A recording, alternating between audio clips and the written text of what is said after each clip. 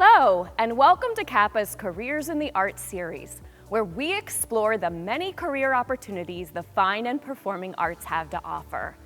I'm your host, Amy Handra, and today I'm coming to you from the historic Southern Theater, and we are exploring the career of President and CEO. But first, let's give you a little background. There are two main types of organizations: for-profit and not-for-profit or nonprofit.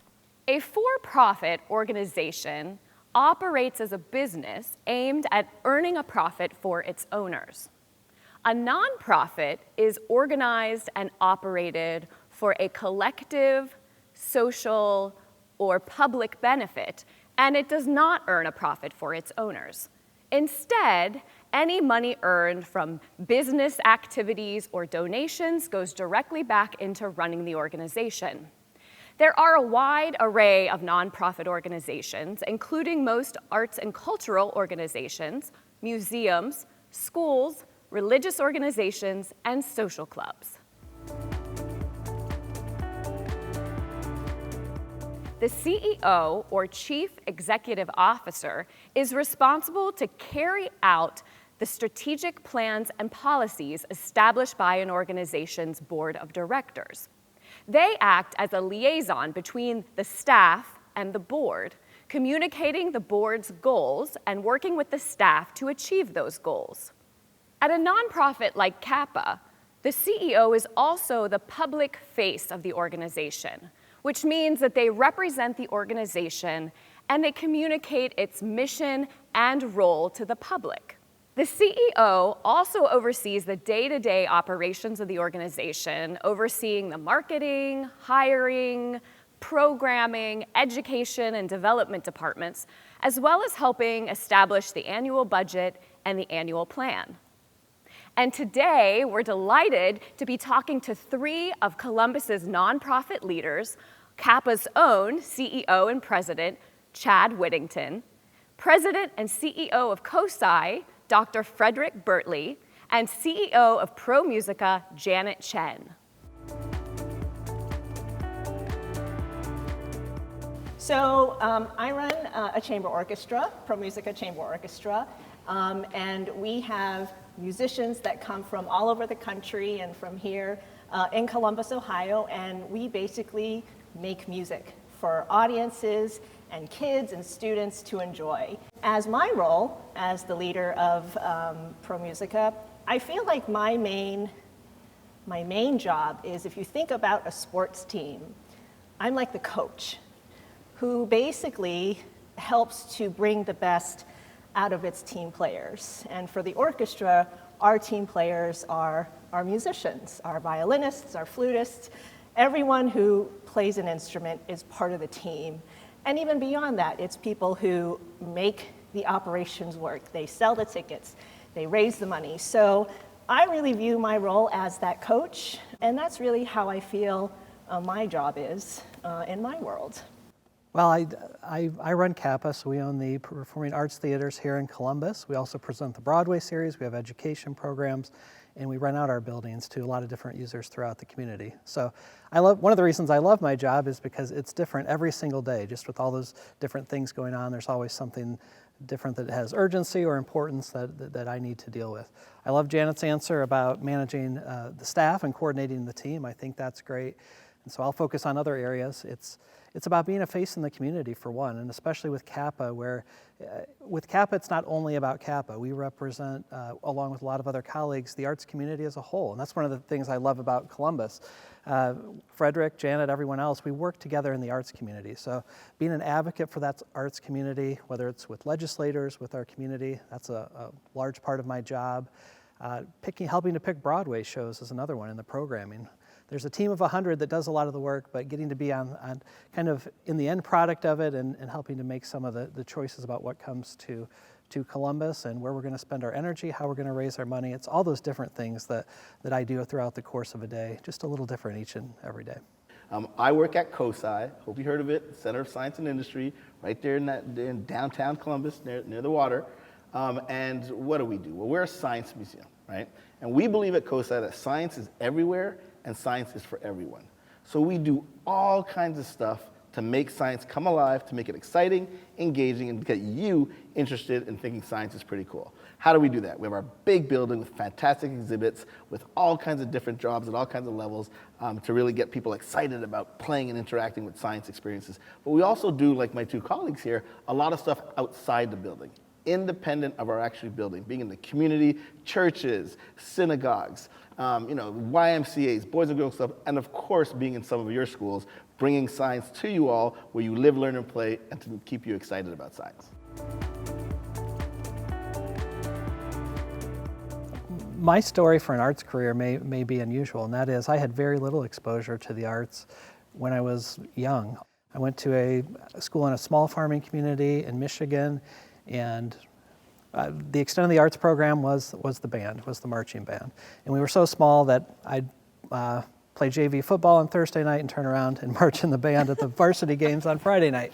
So everybody did everything sort of thing. But that means we didn't have a lot of exposure to the arts, and we were far enough away from a large city that there just wasn't an opportunity. So my passion for what we do is that I didn't have that exposure really until I got into my senior year of high school. We moved to a larger town, but even more so when I went to college. I still remember my freshman year at OSU Mansfield, I had to take a general education class, a music class, and a requirement was to go see a professional arts organization. In this case, I went to the Mansfield Symphony Orchestra at the Renaissance Theater.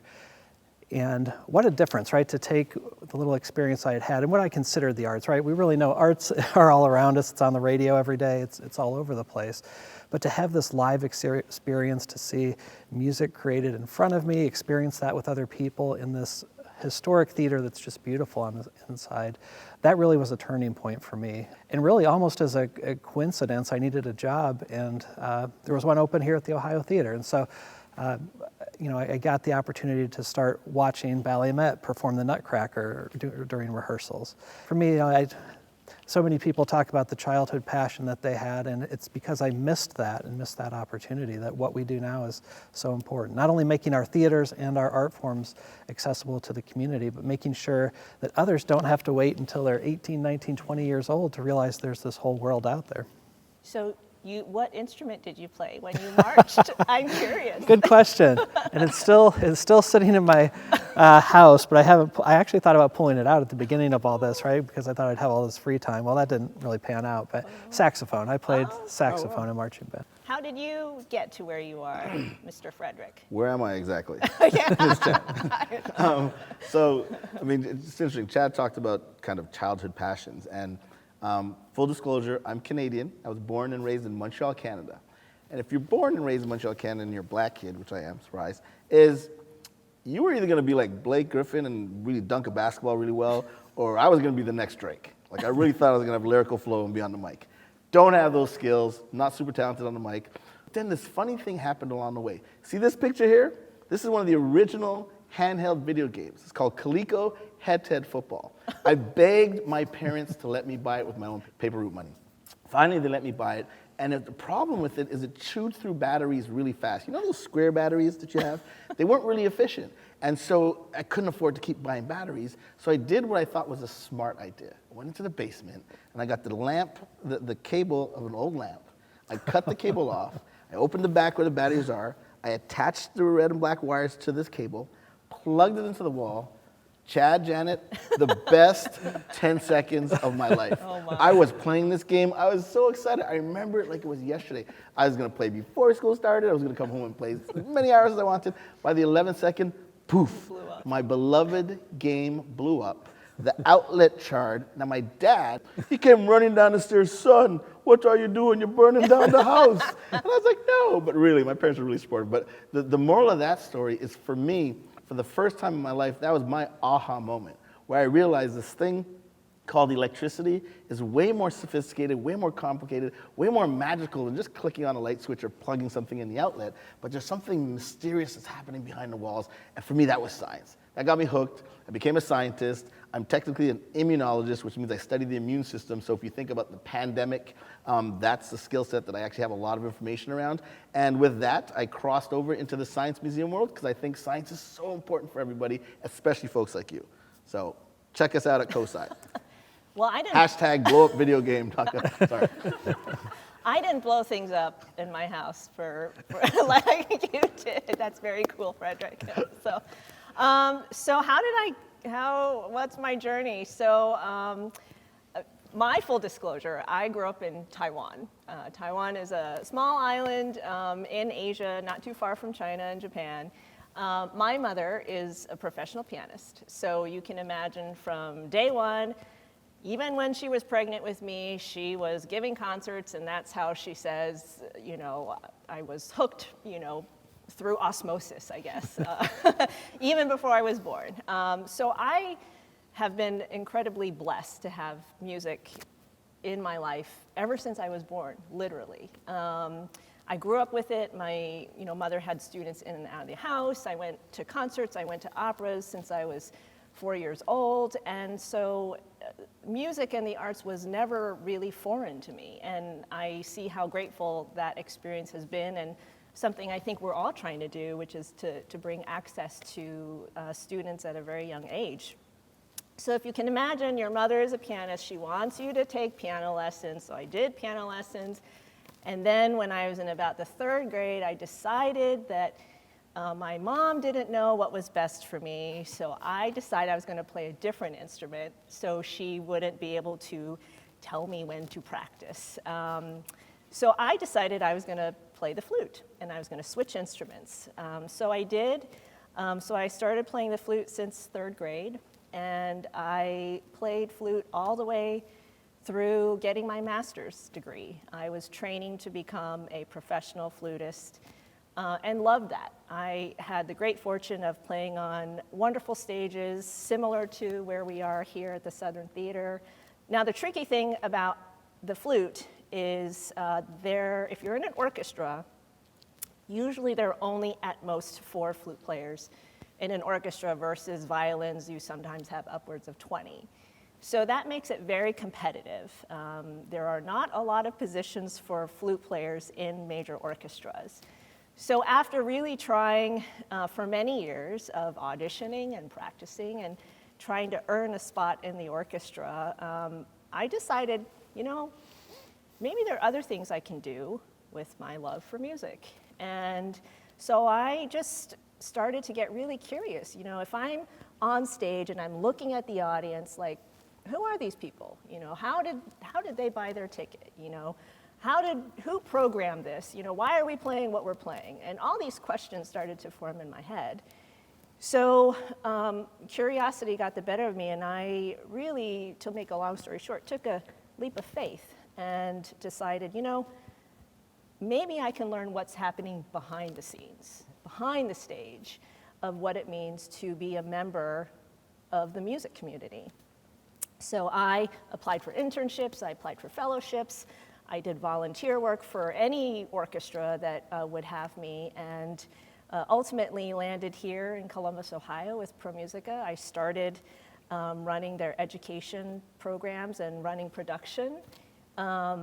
And then, eventually found my way here. But the thread is that music has remained constant, no matter if I've been in front of the stage or behind the scenes.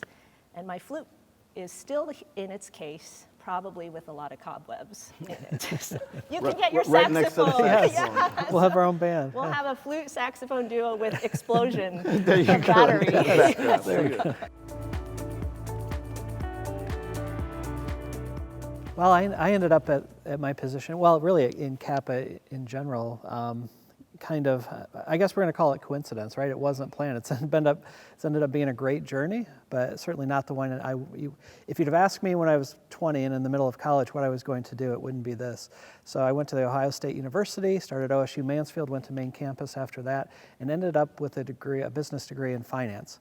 Now, Frederick, you'll enjoy hearing that I started out as a chemistry major. All right. I took my second organic chemistry class and had a bad experience in the same quarter that I was taking an accounting class. Why I was taking an accounting class as a science major, I don't remember now, but I decided, you know what, I love the numbers, I love science too, but maybe I should make the switch, and that's how I ended up there. From there, I was walking through the student union one day. I needed a job. I'd come down to main campus, and I needed a way to help pay the bills. You know, those 99-cent burritos at Taco Bell, you got to 3 meals a day, you got to figure out how you're going to pay for those. And there was a help wanted thing in the old Ohio Theater that said help needed at the Ohio Theater, you know, cleaning, maintenance. And I called that number and got the job. It was great because it was nights and weekends. So I had classes during the day. They were very flexible about when I worked, and it worked out. So I started my career at Kappa 20-some years ago, cleaning the Ohio Theater, sitting at the security desk, working with the front of house staff, night of show. And so one of the things I like to say is, if I need to get away, get a nap, just have 5 minutes to myself where nobody can find me, I know where to do it in the Ohio Theater. I know where all the holes are at, right?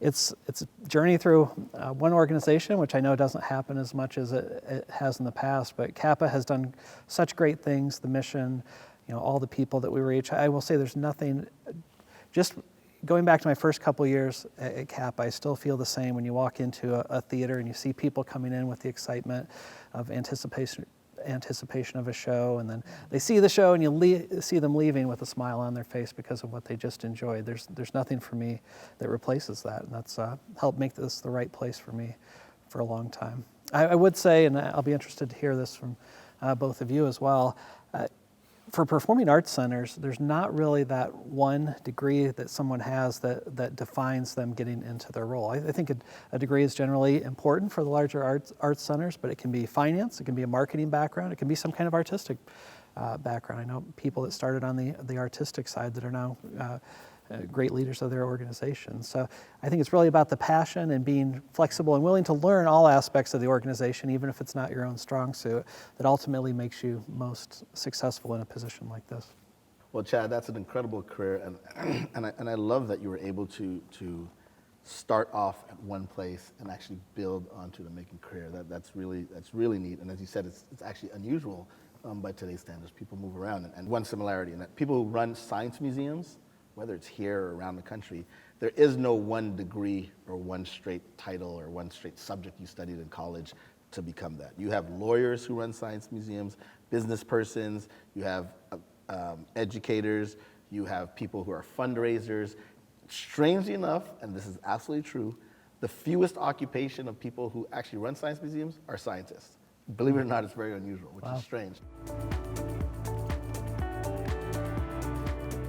Blowing things up? Is that You're never going to live that one down. We hang around so much that he actually stole my thunder. So listen to this. Let me just paint this picture. I work with some really fun, cool people in a great city at a great institution. And they literally pay me, pretty good salary too, they pay me to blow stuff up and to do fun science experiments. And most importantly, to put smiles on boys and girls and men and women, all in the name of science. So my colleagues got great jobs over here, but I defy you to tell the audience that you got as cool of a job to be paid to blow stuff up, make stuff messy. But all jokes aside, we really, it's about that aha moment, seeing, again, kids and adults too, when they finally understand something. I mean, everybody likes to understand something, no matter what it is. You know when, my gosh, that makes sense to me. That's what I get paid with a bunch of really cool people around me. We all get paid to make that come alive. And so it's just a really fun occupation.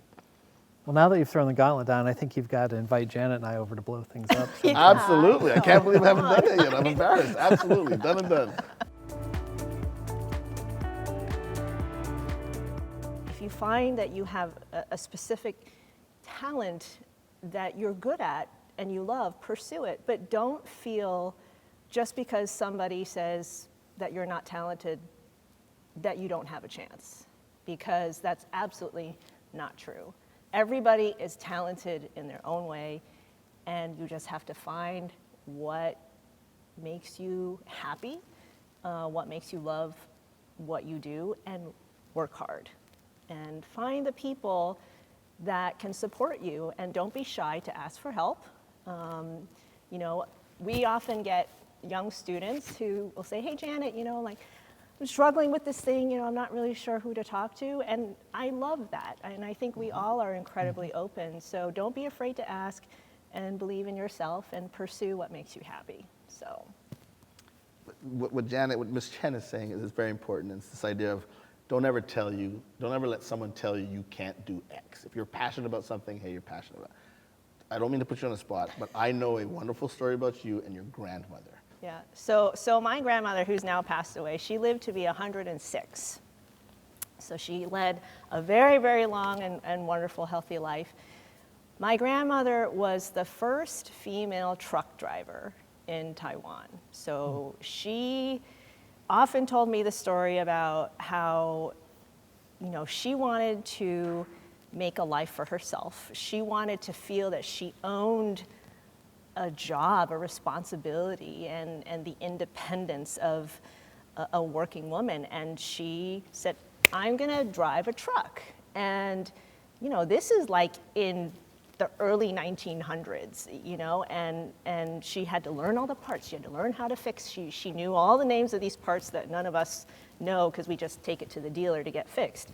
But she beat all the odds and against society that challenged her and said, you're a woman, you're truck driving, it's not even a car, it's a truck. But she beat all the odds, and she became the first female truck driver at a very young age. And I see pictures of her.